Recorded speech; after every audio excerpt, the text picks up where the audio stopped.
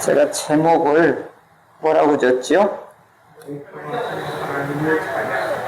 예. 제목을 수정해야 될 것 같아요. 공의론으로 수정하겠습니다. 공평은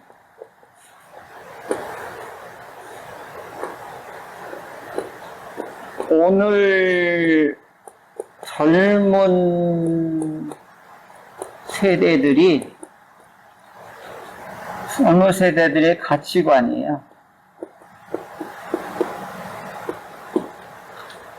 이건 철저하게 자기 이익하고 관계에 되어 있어요. 자기 유익하고. 이게 핵심입니다. 그래서 자기 이익에 반하는 일이 있으면 이들이 뭐라고 하네요? 공평하지 않다 이렇게 얘기하는 거예요. 그러니까 지금은 이게 공평이라고 하는 것이 더 대세예요. 공의는 뭐냐면 또 한번 말씀을 드려요. 이건 상대 배려가 1순위예요. 더 복잡하지 않겠어요? 배려. 공의는 뭐라고요? 배려. 아주 어렵게 얘기 안 하겠어요? 공평은 뭐예요? 내 유익. 이 두 개를 놓으면 완전히 다르구나 하는 걸 알 수가 있죠. 그러니까 공의로 내가 공평이라고 하는 말을 너무 익숙하게 썼는데 하고 보니까 잘못됐어요. 그래서 하나님은 공평하신 하나님이 아니에요. 어디 복음성가에도 공평하신 하나님이라고 되어 있는데 공의로운 하나님이에요. 공의로운 하나님. 이제 드디어 2장에 이제 들어왔는데요. 또 어전 회의가 열려요. 하나님의 어전. 이걸 소드라고 그래요. 언어에는 소드로 일단 알아두세요. 소드.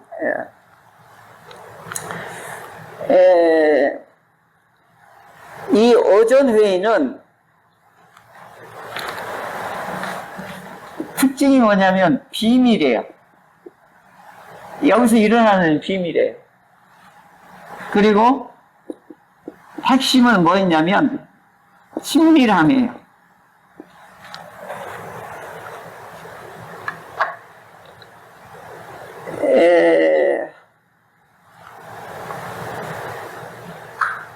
여기에서 보면 요걸 협의를 하는 것 뿐이에요. 주관은 전부 하나님이 하시는 거예요. 주관은. 이걸 소드라고 그래요. 히브리어로 소드라고 하는 건데 여기서 일어나는 일은 욥이 알아요, 몰라요? 몰라요. 독자들만 알아요. 그래 여기 참석한 천사와 사탄만이 아는 거지요. 그런데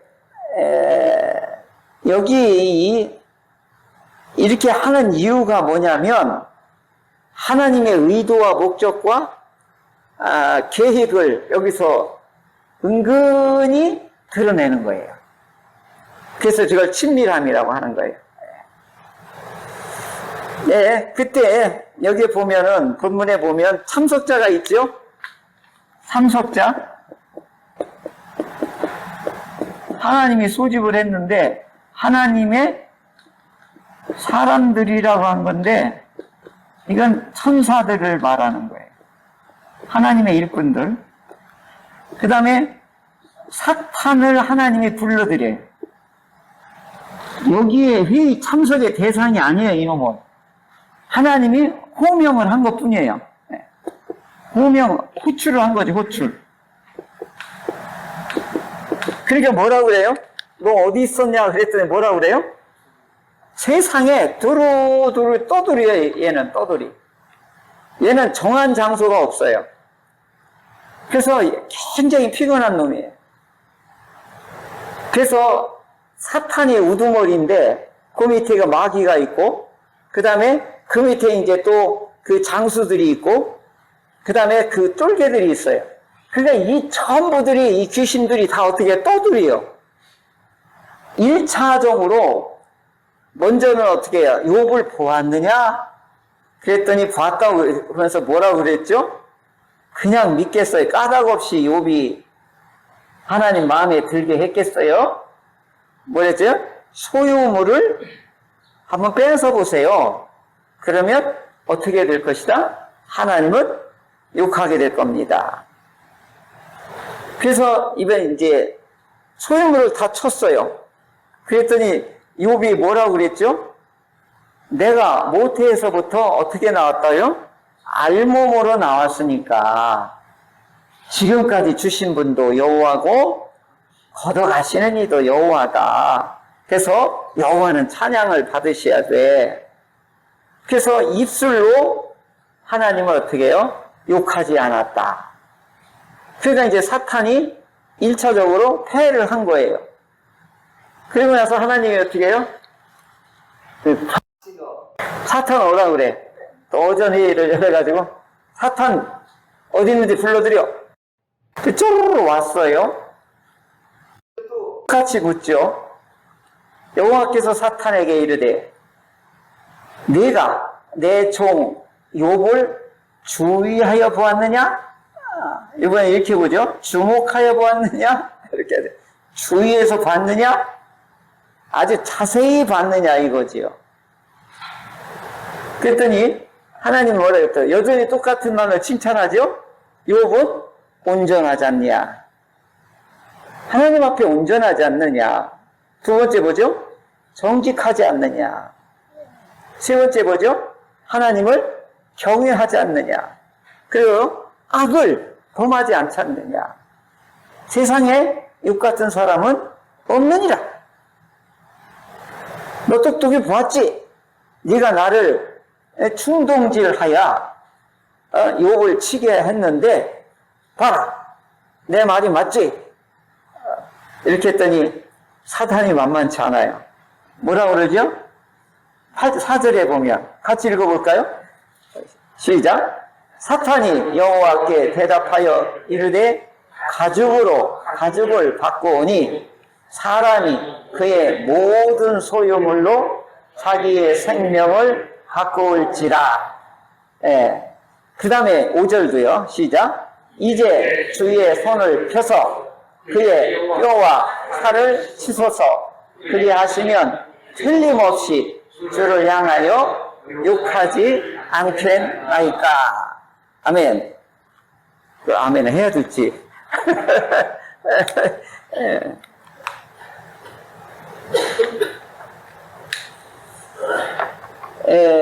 이러자 여호와께서 사탄에게 좋다.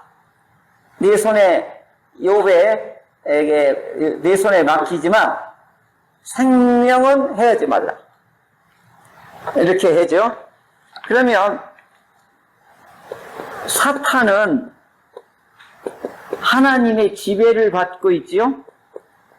예, 하나님의 지배를 받는 자란 말이죠. 스스로 할 수가 없어요.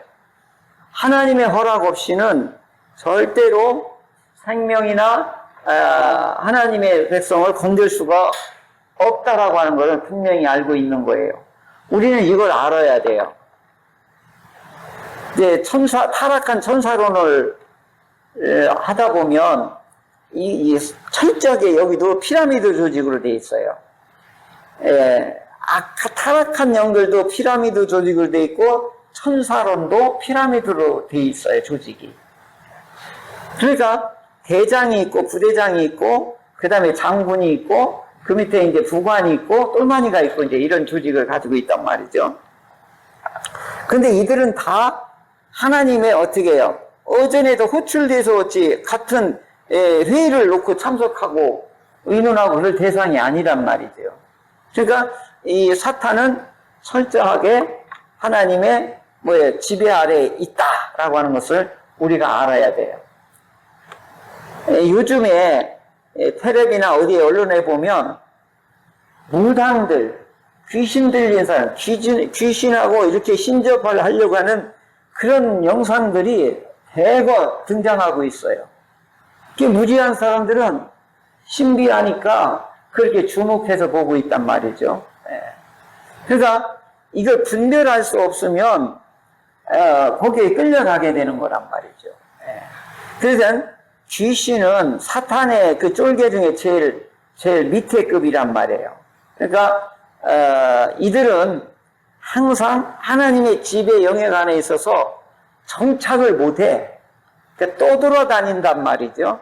그러니까 이들은 굳이 찾아다니는 제일 좋은 장소를 사람을 택하려고 이렇게 아주 열심히 두루두루 다니고 틈만 나면 쏙 들어가려고 하고 어떻게 해서라도 하나님과 관계를 해쳐서 자기 수하로 만들려고 하는 그런 방해 세력이라 참소하고 방해하고 그런 세력이란 말이죠. 그러나 이들은 하나님의 완전히 지배 아래에 있다고 하는 사실을 아셔야 되는 것입니다. 그래서 이 예수님이 이 땅에 딱 오시자마자 이들이 그냥 무슨 온열에 못 뛰듯이 예수님이 등장하자마자 막 길길이 뛰어서 도망다니는 거예요. 그러니까 막 오자마자 소리 지르고 막 나와서 무슨 상관이 있느냐고 하면서 파악을 하고 이들이 이제 점점 갈 곳이 없어지니까 정해진 곳이 있어요. 음부로 이제 예수님이 다 몰아넣잖아요. 착착. 등대 귀신들도 음부로 탁탁 집어넣잖아요. 그 물에 빠진다는 건 바다나 이 물은 흑암을 상징하는 거거든요. 그러니까 수월은 바다 밑에라고 생각하거든요. 히브리인들은. 그러니까 어떻게 해요? 귀신들은 이들이 이제 쫓겨나기 시작하면 바로 어디를 통박통박 집어넣는 거예요? 음부로 집어넣고 마지막에 거짓 선지자하고 대적의 영들을 음부에 넣었다가 이제 불못에 쳐넣는 것이 이게 마지막 하나님의 이게 운영 계획이거든요. 그러니까 이 땅에 하나님의 백성들이나 하나님 형상으로 지음받은 사람들에게 이 귀신들이나 사단들이 악착같이 달려드는 거예요. 이건 시대하고 상관없어요. 옛날부터 지금까지 변함없이 무차별적으로 이렇게 꼴을 못 보는 거예요. 하나님을 잘 섬기는 사람은 꼴을 못 보는 거예요. 사단의 특징이거라. 그래서 이 사단은 참소자예요. 하나님 앞에 고자질하는 겁니다. 하나님 앞에 신앙생활 잘하는 걸 꼴을 못 봐. 여기에 넘어가면 큰일 나는 거예요. 죄책감과 이런 거에 걸려들게 되면은 하나님 앞에 하나님을 두려워하게 만들어서 나가지를 못하게 만드는 것이죠. 자, 이 친구가 이제 뭐라고 하는 거예요? 하나님이 너 1차적으로 소임을 다쳤는데 요번 여전히 변함없이 의롭고 온전하고 정직하고 하나님을 경외하지 않느냐? 그랬더니 사탄이 또 기가 막힌 전술을 또 하나 내요. 뭐라고 그러죠? 가죽이 뭐예요? 가죽으로 가죽을 바꾸오니 사람이 그의 모든 소유물로 자기의 생명을 바꾸올지라. 좀 어려운 말을 썼어요. 저도 이게 궁금해가지고 이게 무슨 뜻인가 하고 살펴봤더니 이게 옛날 번역이라 여러분 뭐겠어요? 가죽은 피부를 말하는 거거든요. 그 다음에 이제 살과 이제 뼈가 이게 이게 세 가지가 나오는데 이 피부는 이제 해부학적으로 이제 살, 뼈 이걸 얘기하려고 하는 게 아니에요. 이건 욥기는 문학으로 하나님을 지금 이야기를 하고 있는 거란 말이에요. 그래서 이 고대 근동 지역의 문화를 고스란히 가지고서 이 극본, 스크립터를 지금 이 욥기를 쓴 거예요. 그러니까 욥기를 읽는 사람은 그 중동 지역의 문화는 이미 다 알고 있는 거예요. 그래서 가죽이라고 하는 건, 피부라고 하는 것은 하나님의 우리 생명의 가장 바깥 부분, 가장 연약한 부분이라고 보면 돼요. 그러니까 우리 인간은 연약한데 그 피부로 감싸는데 그걸 헤쳐버리면 그 뜻이에요. 그러니까 그 가죽을, 피부를 암 걸리게 하면 욕할 겁니다. 그 얘기를 하는 거예요. 그러니까 그 정수리부터 보면 발바닥까지 뭐예요? 전부 피부를 오늘로 말하면 악성 피부 종양이에요. 두 번째 뭐예요? 살과 뼈를 건드리면 이제 이게 나오는데, 살은 뭐냐면 생명을 말하는 거예요. 그 다음에 뼈는 뭐를 말하느냐? 인간 존재의 가장 깊이를 말하는 거예요. 그러니까 아담과 하와가 처음에 이게 이제 하와가 오잖아요. 그러니까 아담이 뭐라고 그래요? 뭐라고 그래요? 오, 뷰티, 아름다워, 막 이래야 되는데, 내 뼈 중에 뼈요? 살 중에 살이라는, 아주 이상하게 우리 할머니 뼈다고 탕치, 뭐 그런 식으로 얘기한 것처럼 얘기를 하는데, 그게 아니에요. 이게 뭐예요? 내 존재 중에 존재요. 내 생명의 생명이요. 이런 엄청난 고백인 거예요. 그러니까 히브리인들의 사고방식이 그러죠. 바깥에 있는 피부는 우리 생명의 가장 연약한 부분이고, 그 다음에 살은 뭐예요? 생명이고, 뼈는 뭐예요? 존재의 근원이다. 이렇게 이제 보는 거죠. 이걸 뭘로 보면 알 수 있냐면, 왕이 죽어서 어디에 들어갔다 나와요? 조상들의 묘에 뼈가 같이 있다. 이제 이게 표현하잖아요. 조상들의 뼈와 이 왕의 뼈가 같은 묘실에 들어갔다라고 하는 거 뭐예요? 조상과 이번에 죽은 왕의 뼈는 같이 합체가 됐다는 건 뭐예요? 같은 존재가 되었다. 이런 의미를 가지고 있는 거예요. 그러니까 이들의 장례 문화는 결국은 하나님 안에서의 같은 존재라고 하는 의식이 여기에 담겨져 있는 거예요. 근데 피부도 금방 썩고 없어지잖아요. 살도 금방 썩고 없어지는데 가장 오래 가는 게 뭐예요?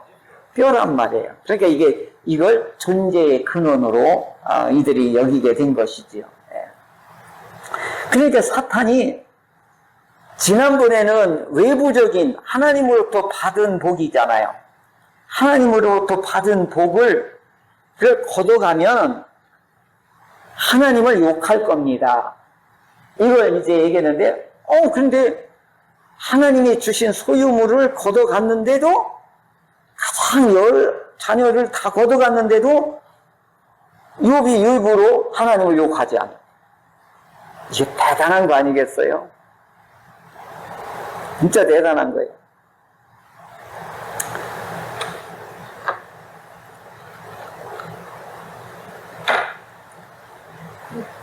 저하고 같이 사역을 하던 그 당시 전도사님이었는데, 신학교 다닐 때 그 동기 중에 장애인이 있었대요.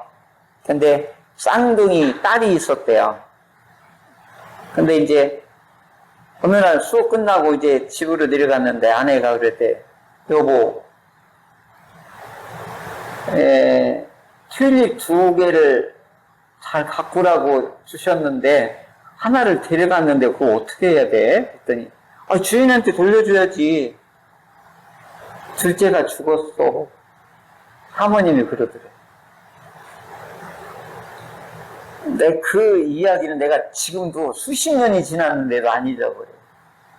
튤립을 비유로 아내가 그 전사님한테 신학 공부 수업 끝나고 왔을 때 쌍둥이 그 딸 중에 하나가 죽었는데 이렇게 표현한 거지. 주인이 나한테 맡기는 튤립을 하나 가져가 돌려달라고 돌려줬어. 잘했네 이렇게 했대. 그랬더니 누가 죽었어. 왜 그래. 할 말을. 나는 그게 잊혀지질 않아. 그 예화가. 그래서 지금 그 목사님 어떻게 사역했는지 정말 궁금해. 정말 우리가 그렇게 할 수 있을까? 정말 그럴 수 있을까? 권사님 3등이 중에 한 친구가 그런 일이 있다고 하면 그 감당해낼 수 있을까? 이게 얼마나. 근데 여기는 10명이란 말이에요. 전부 몰살이라고. 근데 입을 하나님 원망하지 않았다는 거지. 이게 온전함이고, 이게 정직함이고, 이게 하나님 보시기에 악을 떠난 거지요. 그 정도로 욥은 철저한 사람이다 라고 하는 거죠. 그랬더니 여기에 욥이 이런 상태를 보고 사단이 어떻게 해요? 이번에 뭘 건드린 거예요? 생명을 건드려 보자. 건강을 한번 건드려 보십시오. 그러면 반드시 이번엔 뭐라고 그래요? 이거 뭐라고 했어요? 틀림없이. 자, 사탄이 뭐라고 한 거예요? 틀림없이 뭐 하겠다? 주를 향하여 욕하지 않겠나이까. 이게 마지막 테스트예요. 이게 가장 심각한, 이건 직접적인 욥을 건드리는 거예요. 전에는 뭐죠? 소유물을 건드렸는데 이번에는 뭘 건드린 거죠? 욥의 건강을 건드리는 거예요. 생명을 어떻게 해치려고 하는 거죠. 그랬더니 하나님 뭐냐? 생명은 건들지 마. 그때 사탄이 즉각적으로 용호 앞에서 물러가서 신음이 전광석과 같이 어떻게 해요? 즉시 나가서 즉시 쳐버렸다 이거예요. 발바닥에서 정수리까지 종기가 났다. 이게 오늘 말하면 피부암이 한 번에 그냥 일시에 확 이게 퍼져버린 것이지요. 그래서 뭐예요? 이 가려움을 이걸 견디지 못하는 거지요. 자, 드디어 짠 하고 누가 등장해요? 9절에 누가 등장해요? 그의 아내가 이제 등장을 하는 거예요. 뭐라고 그러죠? 당신이 그래도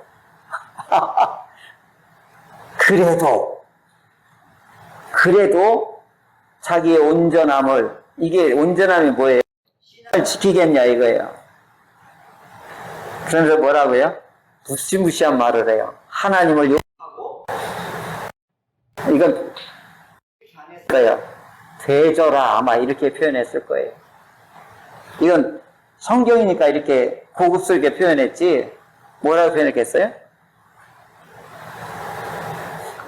여기에는 좀 시간차가 있다고 보여져요.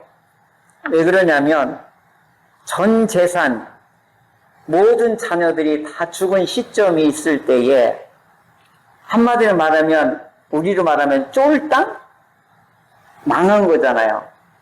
그런데 여기서 중요한 시사점이 뭐라고 그랬어요? 아내는 소유물이 아니라, 욥하고 아내는 동등한 관계다, 배필이다 얘기 맞았죠? 아내는 소유물이 아니에요. 배필이라고 하는 것을 하나님은 이걸 엄격하게 이렇게 하는 거예요. 그러니까 여자라고 차별하고 이렇게 하면 이건 인권, 아까 말하는 하나님이 가장 싫어하는 그 지배 욕구, 지배 욕망을 드러내는 것 중에 하나거든요. 그런데 뼈 중에 뼈요, 살 중에 살은 당신 생명과 당신의 존재가 나하고는 무슨 관계다? 동등한 관계라고 아담이 고백한 거잖아요. 그래서 아내가 여기서 살아난 거예요. 왜냐하면 소유물이 아니기 때문에 살아난 거란 말이에요. 그래서 이 아내는 살아남았지만 삶이 어떻게 해요? 그 대부호로서 동방의 최고의 이 명예와 권위와 부자로서 떵떵거리며 살던 이 마나님이 하루아침에 뭐예요? 파출분이 저기 한여로 간 거예요, 남의 집. 그래갖고 막 해가지고 벌어가지고, 그러니까 이 아내의 삶은 하루아침에 뭐가 된 거야. 우리 말로 쪽박을 차서 남의 집 밑에 가서 막 그 비유 맞추고 하느라고 아주 이 아내로서 떵떵거리면서 살던 사람이 하루아침에 뭐 비참한 존재가 되니까 이 아내의 마음은 어떻게 했어요? 상하고 했는데 또 뭐라고 하는 거예요?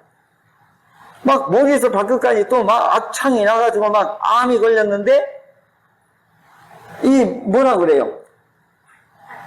하나님은 출신이도 여호와요. 그러니까 어떻게 해요? 막 아내가 막 속에서 열불이 난 거예요. 그래 어떻게 해요? 욕하고 죽어라. 분노를 폭발한 거지. 근데 여기에서는 이걸 얘기하려고 한 건 아닌데 아내의 고통은 이해를 해줘야 되잖아요. 이렇게 분노를 터뜨릴 수밖에 없는 자기의 비참함이 당신 망해서 그런 거 아니야. 신앙 지키다. 얼마든지 할 수 있는 얘기지. 이 아내를 나쁘다고 욕하지 마세요. 당연히 그럴 수 있다. 저는 그렇게 봐요. 그 다음에 그분의 삶은 어떻게 되는지는 성경에 이분의 주 관심은 이분한테 있는 건 아니니까. 그러면서 뭐라 그러죠? 이 욥이 뭐라 그러죠? 그대의 말이 어리석은 여자의 말 같도다. 하나님께 복을 받았은즉 화도 받지 않겠느냐 하면서 욥이 끝까지 입으로 하나님을 어떻게 해요? 욕하지 아니하였다라고 욥의 온전성을 여기까지는 아주 인간으로서는 감당해낼 수 없는 극치의 경지에 이르는 사람의 모습을 우리가 보았습니다. 이건 욥은 인간이 아니에요. 아무리 우리가 본받으려고 해도 이건 본받을 수가 없어요. 솔직히 어떻게 이걸 본받을 수 있겠냐. 근데 여기서 중요한 이유가 있어요. 이제 주제를 여기서 이렇게 짠하고 1장하고 2장에서는 산문체로 이야기식으로 아주 누구든지 알아듣고 읽기 쉽게끔 이렇게 표현한 거예요. 이걸 다른 말로 하면 프롤로그라고 그래요. 이렇게 서론으로 개막을 이렇게 쫙 알리는 거예요. 오디세이 보셨나요? 아직 안 봤어요? 정우가 나 내일 이번 주에 시켜준다고 그랬어요. 그 공부하고 가야 되는데. 그러니까 이제 영화를 시작할 때 제일 먼저 뭘 하느냐, 드라마도 제일 먼저 뭘 시작하느냐, 이게 감독이나 작가들 이게 제일 어렵대요. 설교도요, 서론이 제일 어려워요. 여기에서 말하려고 하는 건 뭐냐면, 소유물로 하나님을 섬길 거냐? 잘 들으세요. 건강을 주신 것으로 하나님을 섬길 것이냐? 이 주제예요. 사탄이 이 주제를 건드린 거예요. 하나님이 축복을 많이 해줬으니까 하나님을 섬기는 겁니다.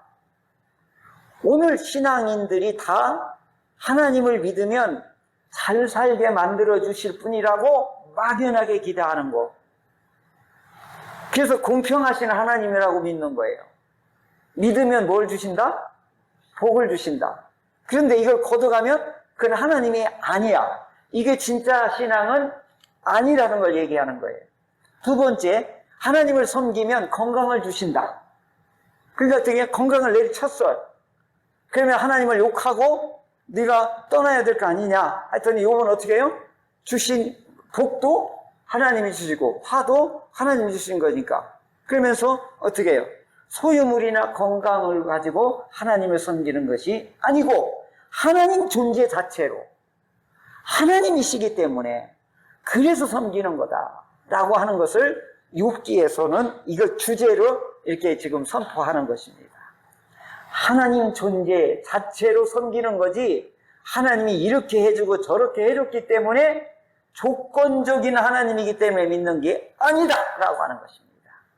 오늘 우리들의 신앙이 바로 여기에서 올고 가야 된다는 거예요. 정직해야 된다는 거예요. 그러니까 오늘 어린아이 신앙 같은 경우는 어떻게 해요? 우리 몸에 나쁜 병이 생기면 하나님 왜 이러십니까? 내가 뭐 잘못했다고 하나님 이런 병을 나에게 주십니까? 보통 이렇게 반응을 하죠. 그리고 우리의 자녀들이나 잘못되고 취업이 안 되고 그렇게 되면 하나님이 안 계신가 보다 또 이렇게도 반응할 수 있지 않겠어요? 그래서 이제 아내도 이 얘기를 하는 거예요. 이래도 하나님을 그래도 믿겠냐고. 그러니까 이 아내는 객관적인 인간의 표상이라고 보면 돼요. 아주 가장 가까운 사람으로서 그냥 인간적인 보통 사람들이 생각하는 거예요. 그죠? 소유물도 하나님이 복 주어야 되고 건강도 복을 줘야 되는 걸 이렇게 믿는 대표적인 사람이 누군가요? 아내인 거예요. 이제 그 다음에 누가 나오냐면 친구들이 이제 등장을 해요. 이제 이 친구들하고 이제 막 논쟁이 심각하게 벌어지는 거예요. 그러면서 이 욥기에서 뭘 말하고 하느냐? 고난이냐? 그리고 이 고난이란 무엇이냐? 원인이 무엇이냐? 이제 이 문제를 이제 친구들은 끝까지 욥하고 논쟁을 해요. 그리고 욥은 항변을 하고, 그리고 이제 젊은 엘리후가 나타나서 내가 나이는 연소하지만 당신들은 너무한 것 같다. 젊은이가 또 노인들, 그 욥의 친구들한테 또 한 방을 또 논쟁을 또 해요. 그리고 마지막에 하나님이 짠하고 드디어 나타나요.